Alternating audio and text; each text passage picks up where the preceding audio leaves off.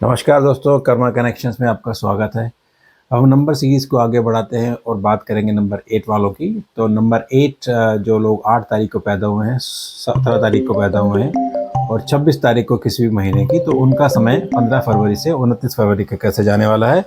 Let's check that. So we will talk about number 8।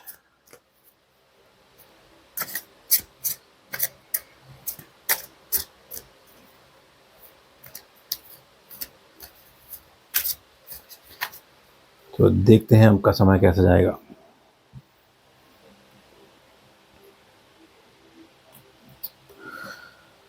Number 8 के लिए health and well being, money and career. Okay, wow.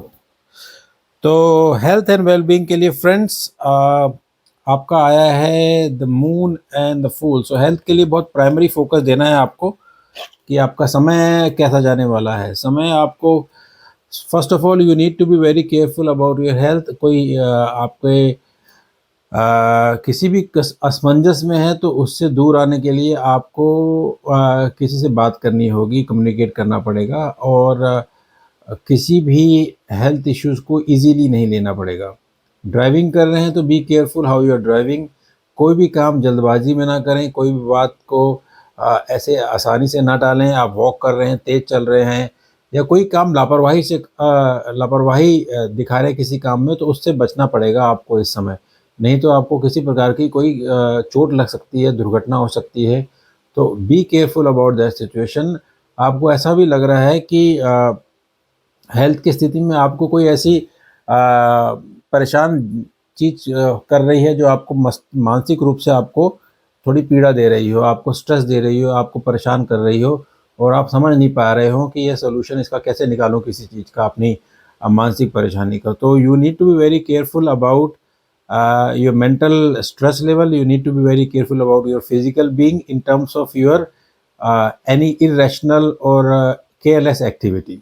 तो इस बात का आपको ध्यान रखना है, which is your health and wellbeing friends. So ये दोनों मेजर कार्ड आए हैं, तो you need to be very careful about it. This is my advice to you.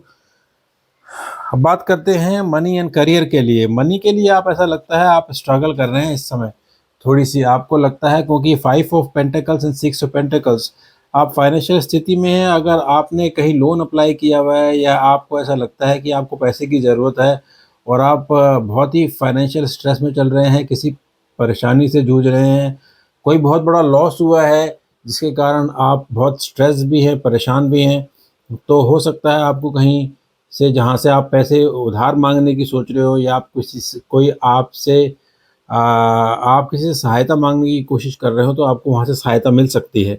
सो आपको मनी और करियर के लिए बहुत ही अलर्ट भी रहना है और आपको प्रयास भी करते रहना है, कोशिश भी करते रहनी है कि आप पैसे अगर नहीं है आपके पास तो उसके लिए आपको लोगों से मांगें, हेल्प करें, या बैंक लोन कोई आप अप्लाई कर रहे हैं या कोई फाइनेंस अप्लाई कर रहे हैं तो पॉसिबिलिटी है आप उसको वहाँ से आपको हेल्प मिले। कोई कोशिश यह एक सिचुएशन जो है एक टेम्परेरी सिचुएशन है, सो आपको ऐसा भी परेशान नहीं होना है कि लॉन्ग टर्म आपकी परेशानी ऐसी ही रहेगी। So this is a temporary phase and this phase will phase out और फिनिश। तो इसका ध्यान रखिए। हो सके तो किसी भी नीडी को, गरीब को कुछ खिलाएंगे तो आपको शायद उससे दुआओं से लाभ मिलेगा। ये है, मुझे गाइडेंस आ रही है। तो मनी और करियर में ये फ्रेंड्स हैं। आप कहीं जॉब के लिए भी अप्लाई कर रहे हैं तो वहाँ से भी हो सकता है कहीं थोड़ा डिले हो किसी काम में।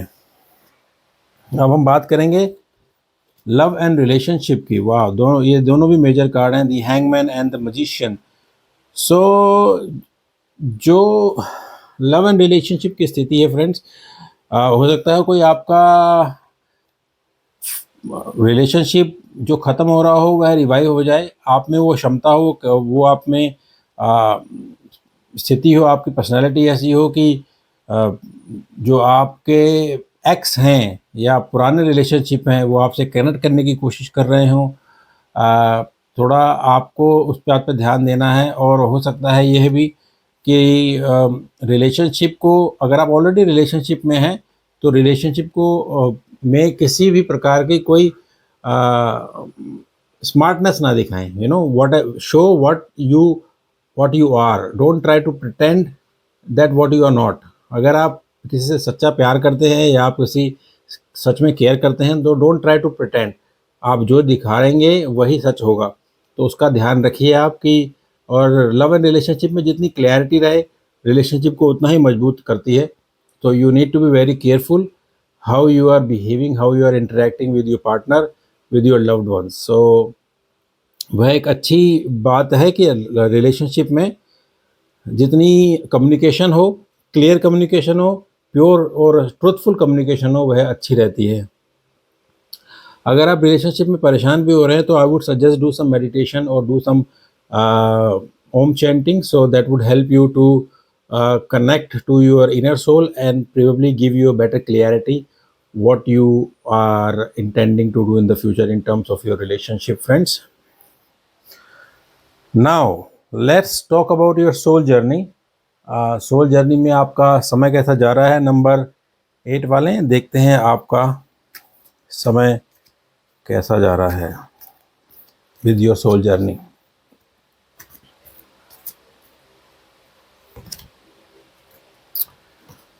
इनडिसीजन, कोई काम करने की सोच रहे हैं उसमें डिसाइड नहीं कर पा रहे हैं, ऐसी कोई स्थिति आ रही है कि आप असमंजस की स्थिति में हैं कि आपको क्या करना है, ड्युअलिटी की स्थिति में है, कन्फ्यूजन की स्थिति में है, things are not very clear in your mind और the situation is not very clear what is the next step.